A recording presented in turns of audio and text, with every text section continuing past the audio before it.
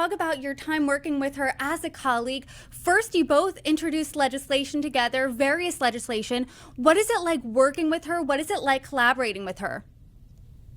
Well, the most intense work that I did with Kamala was on the Judiciary Committee, where we dealt with the Trump nominees, including, of course, the three Supreme Court nominees. And they were intense hearings. And to sit with Cory Booker and Kamala, the three of us, she deemed us the POCs on that committee, the people of color. Somebody even contacted my office saying, do they make them all sit together like that because they're POCs? No, we were the latest additions to that committee. But working with Kamala and how she would set up her questions, Bill Barr, our former Attorney General, and Brett Kavanaugh, our Supreme Court Justice nominee, it was very delightful to watch her grill them. And even if they couldn't answer a question, because she would paint them into a corner, the point was made. So she's very skilled as a questioner. She knows what she's after, and she knows, the kind of information that the people of our country needed. So I know that she is a skilled prosecutor.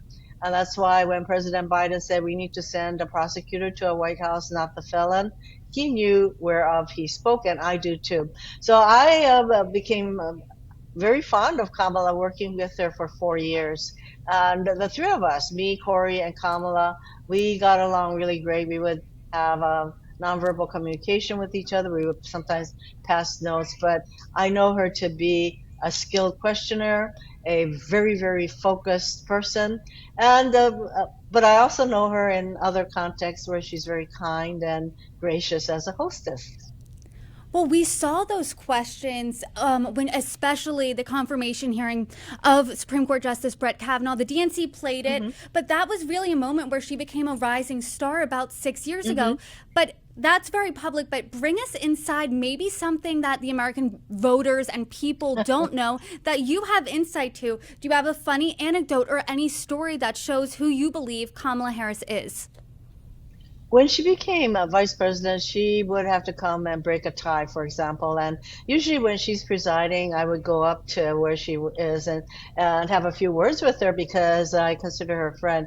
And I remember one time, it was a winter time, and I went up and my shawl was unraveling. I didn't notice. And as I turned around to leave her, she called me back. And there's video of her fixing my shawl. And I think the tape on that was, Kamala takes care of her girlfriends, something like that. And she's like that, and she has invited the women senators to her residence, where I know the first time we all showed up, she had gone home early to make us her very famous and delicious cheese puffs. And she gave us the recipe. She said, "Oh, Mazie, this is really easy to make. I have yet to do that." So she is very gracious. She's kind. She laughs easily. When she's focused, she's focused. That is why I know she's going to make a wonderful, not only a terrific vice president, but of course, a very, very focused and no nonsense president of the United States.